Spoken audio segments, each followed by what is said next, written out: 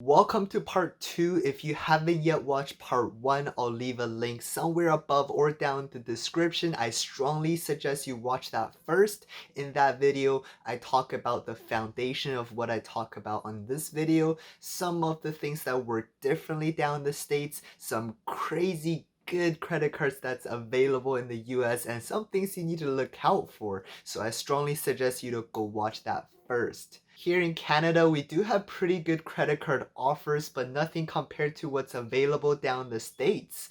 So in this video, we're gonna discuss how you can get a piece of the pie as well. If you're new here, welcome to the channel. My name is Tony, and on this channel, we talk about personal finance, sales, and entrepreneurship 2 to 3 times a week. So consider subscribing with the bell notification if you want to see more content. And don't forget to smash that like button to support the channel.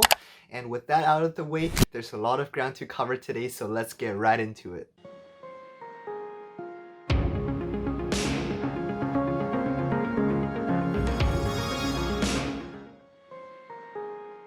Full disclosure, I'm not an accountant, I'm not a financial advisor, I'm not a lawyer. This is for entertainment purposes only, and I don't know what I'm talking about.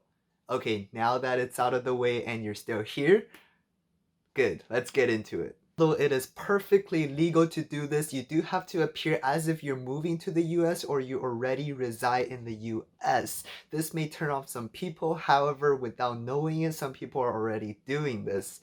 An example is mail forwarding services, and this is why they exist. For example, if you were to buy something online and they only ship to the US, they don't ship internationally, or there's a better deal on Amazon.ca rather than Amazon.com. You may choose to use them as a middleman to ship your products to them, only for them to ship it back to you. Don't think of this as a rare occurrence, because in my limited research, I already found 20 plus companies that do this, and this is what we're actually going to be taking advantage of in our first step. However, you may skip this step if you already own a property down in the States or have a relative in the US. You may just use their address and ask them to forward the mail for you instead. Not to worry, there's just 3 simple steps you should take before qualifying, before going with any of these companies. Number 1, it goes without saying, you must confirm that they do forward mail.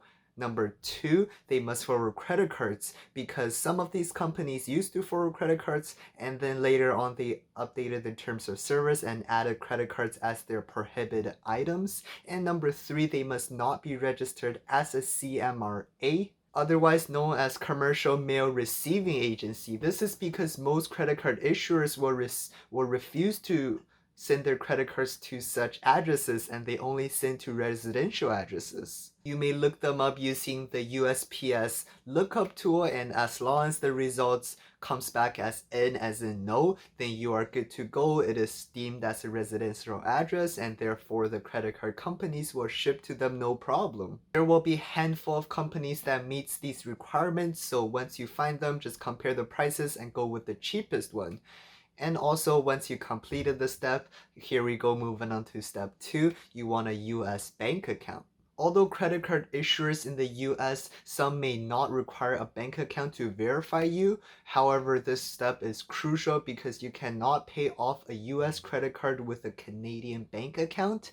So you need to open a US bank account. However, it's very easy to do if you bank at any 4 of the top 5 banks in Canada. Simply give them a call and ask for the cross-border bank account. Make sure you are clear in this step that you don't want a US dollar account, but an actual US account. Put your newly gotten address for the address field for your new bank account, and your next step will be opening an actual credit card and receiving it in the mail. So luckily, if you are with American Express, this is the easiest way to do this. They have what's called a global transfer program. So the idea of this program is they have clients from all over the world, and they are bound to move from one country to another. So this program helps them with the move, and they can actually move their credit card over to the new country.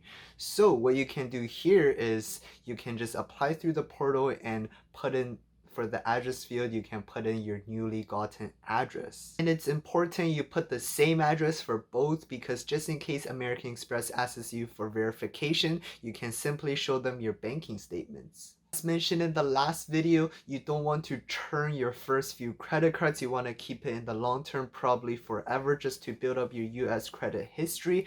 And also, you don't want to open a business credit card because business credit scores are calculated differently in the US. It's actually separate from the personal credit score. This is to help people start businesses in the US and not having that impact their personal credit score. Lastly, you may also consider starting with a higher end credit card if you wanted to, as long as it has a good downgrade path. For example, the Hilton Aspire card, it gives you very good value year after year. However, if there's one day that you don't feel like paying that $450 annual fee anymore for whatever reason, maybe you switched over to Marriott's loyalty program, you can simply downgrade it to the basic Hilton card at no annual fee and have it preserve your credit score that way. A side note, there's an interesting thing you can do down in the US that you cannot do in Canada, is adding yourself to someone else's credit profile. For example, if you have a relative in the US that has very good credit score, just add yourself to their account, and that is actually one of the fastest ways you can increase your credit score, and this is obviously not available to Canadians. As mentioned earlier in the last video, one of the big reasons why we want to enter the US market is because of the generous sign-on bonuses and good credit cards offered by Chase.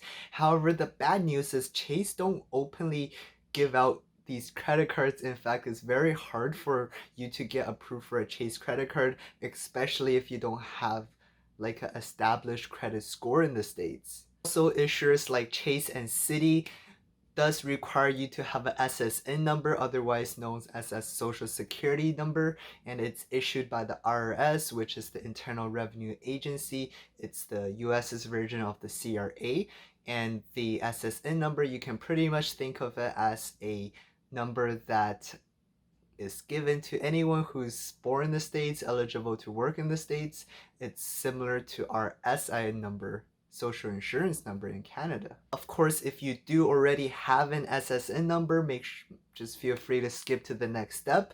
But if you don't, then there's actually another number that you can use in place of the SSN number, which is called the ITIN number, which is otherwise known as Individual Taxpayer Identification Number, also issued by the IRS. The reasons why ITIN numbers are given out is to avoid withholding tax for foreign business owners. And no, you don't have to start your own huge corporation, you don't have to start the next Walmart, but what you can do is actually just simply become a seller at Amazon.com, a publisher on Kindle, a merch creator, just some examples, right? So the reason why you want to do that is once you become one of these sellers on Amazon, one of their affiliates, and you don't have an ITIN number, obviously you will be charged withholding tax. So what you can do is just go through Amazon, and they just give you this template to download, and you can actually just send this letter,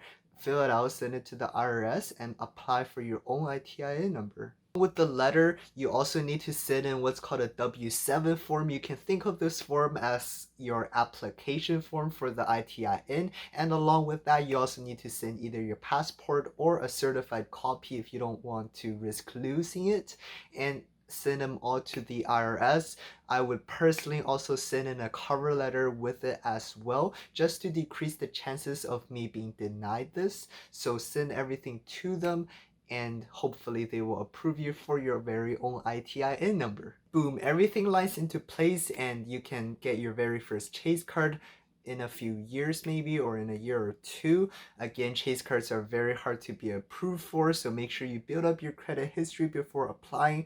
However, make sure you also keep under the 524 rule that we talked about. So there's a lot of things you need to look out for, and also you can leverage business credit cards for the time being, just to stay under 524, just to get some of the other rewards that you would otherwise be able to miss. And the reason you're able to do this is because, again, business credit is calculated differently in the States to incentivize business owners. Also, make sure you get your fair share of keeper cards as well, or otherwise you can also get those expensive cards. Just make sure they are able to be downgraded to a keeper card in the future, because you are going to need those cards to preserve your credit history. It's a fact that it is indeed hard work to get your first credit card, your first Chase credit card. However, it is well worth it when you look back on that first class flight on your way to Hawaii, knowing that there's a 5-star hotel waiting for you by the beach and that all you paid for was taxes and fees. It's indeed a lot of information, so if you appreciate it, make sure you hit like to support the channel, and also make sure to subscribe for more content 2 to 3 times a week with the bell notification, of course. And also, I know that was a lot of information, so feel free to go back and watch any part you didn't understand and comment down below if you have any questions. I'll try my best to answer your questions. And with that being said, thank you so much for watching. As always, have a great day. Peace.